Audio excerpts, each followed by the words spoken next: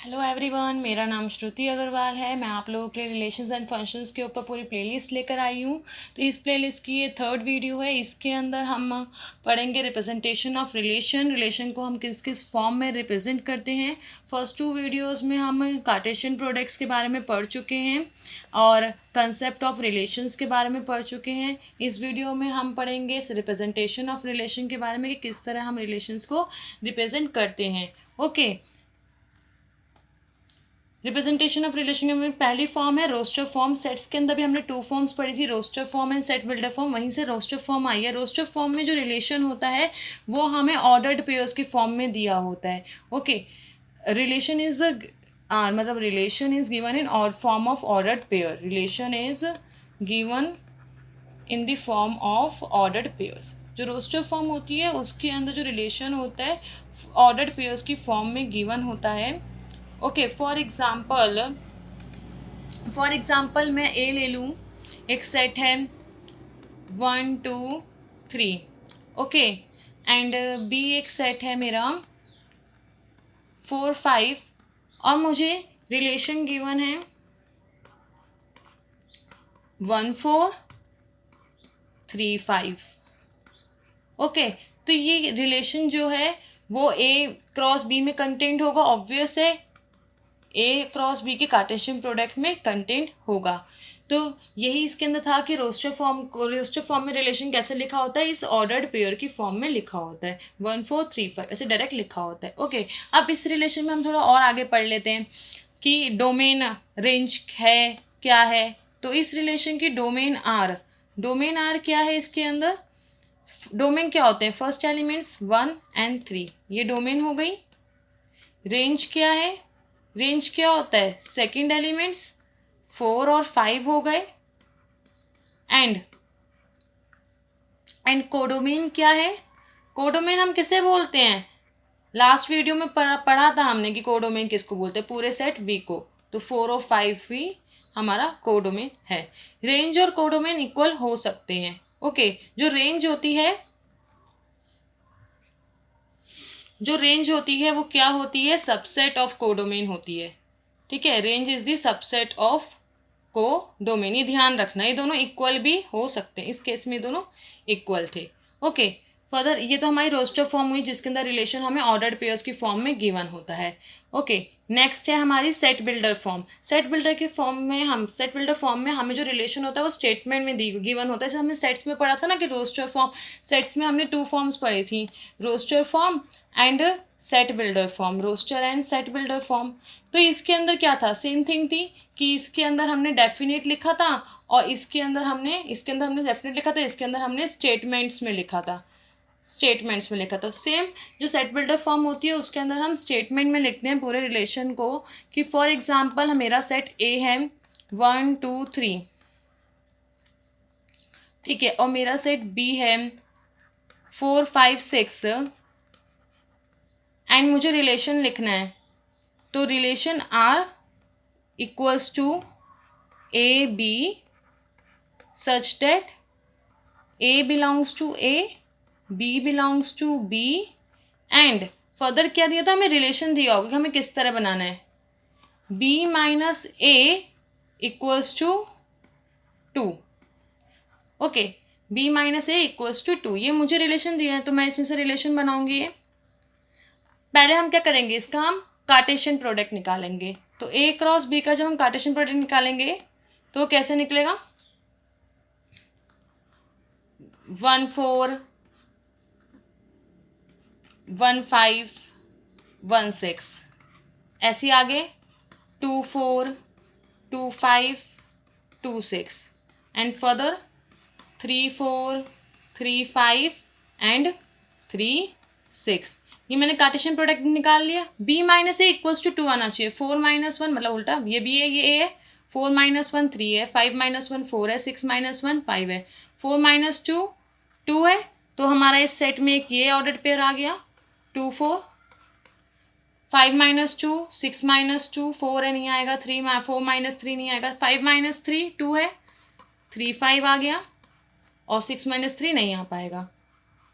तो ये हमारा रिलेशन का एक सेट बन गया और ये हमें पता है ये इसका सबसेट है। ओके अगर इसका वाइस वर्सा होता, मुझे गिवन होता कि ये रिलेशन गिवन है और आपको बताना है कि ये इन दोनों सेट्स का रिलेशन है या नहीं है, तो हम कैसे चेक करते, कैसे चेक करेंगे? हमें पता है जो फर्स्ट एलिमेंट्स होते हैं इस सेट ए को बिलोंग करते हैं और ये जो सेकंड एलिमेंट्स होते हैं ऑर्डर पेयर के सेट बी को बिलोंग करते हैं। तो चेक करो कि सेट ए में 2 और 3 है, हाँ है। सेट बी में 3 4 और 5 है, हाँ है। तो ये क्या होगा, रिलेशन होगा। इसे बनाने की जरूरत ही नहीं पड़ेगी, आप डायरेक्ट भी बता सकते हो कि वो उसका रिलेशन है कि नहीं है। अब इसके अंदर हमारी डोमेन क्या होगी, डोमेन ऑफ आर क्या होंगे, 2 and 3 first elements of ordered pair and range of R क्या होंगे हमारे इसके अंदर 4 and 5 second elements and codomain क्या होगा इसके अंदर हमारा पूरा सेट बी के 4 5 6, ये हमारा इसके अंदर कोडोमेन हो गया। ओके तो ये होती है set builder form. Set builder form के अंदर हमें स्टेटमेंट में गिवन होगा। नेक्स्ट हमारी जो लास्ट फॉर्म है वो एरो डायग्राम है। इसके अंदर हम किस तरह रिप्रेजेंट करते हैं, एक सेट हमारे पास ए है जिसे हमने मान लिया ये है 1 4 5 6 7 और एक सेट है मेरा बी जिसे मैंने मान लिया ये है मेरा 2 4 5 6 7। ओके ये मेरा सेट बी है।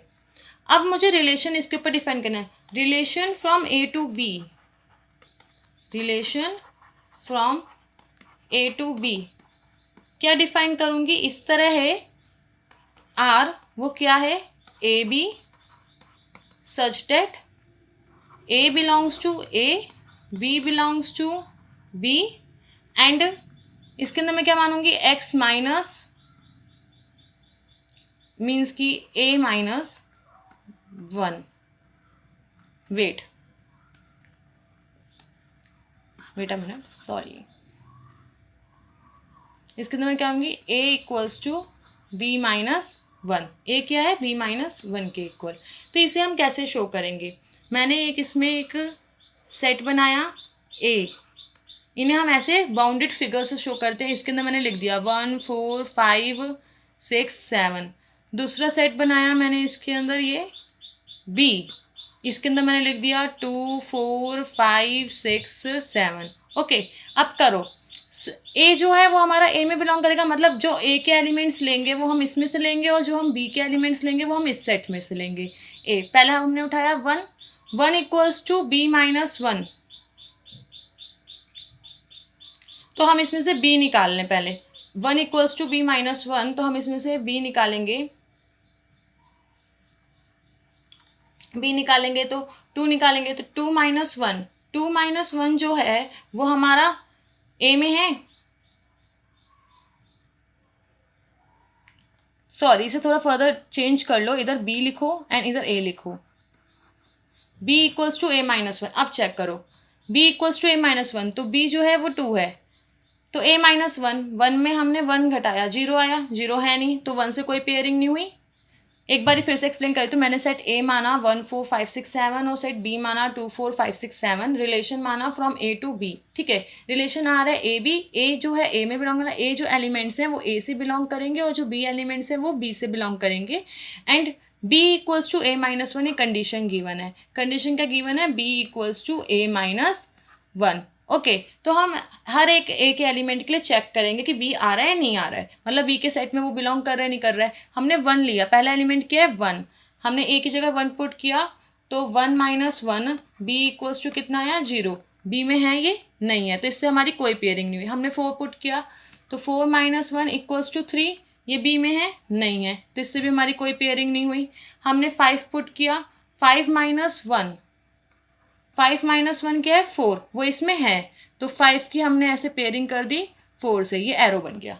ओके ऐसी हमने आगे 6 पुट किया, 6 माइनस 1 इज 5, वो भी इसमें है तो 6 से 5 की पेयरिंग कर दी हमने। ऐसे हमने लास्ट 7 पुट किया तो 7 माइनस 1 इक्वल्स टू 6 भी इसमें है तो ये हमने 6 से पेयर कर दिया। ओके, तो जिन जिन से हमारा ए सेट के अंदर पेयरिंग हुआ है वो हमारी क्या हो गई, डोमेन। डोमेन क्या हो गई हमारी, 5 6 7। Okay, domain of R. Range क्या हो गई हमारी, जिन जिन से हमारा सेट बी में पेयर हुआ है 4 5 6, ये मेरी क्या हो गई, रेंज। और कोडोमेन किसे बोलते हैं, इस पूरे सेट को ही हम कोडोमेन बोलते हैं।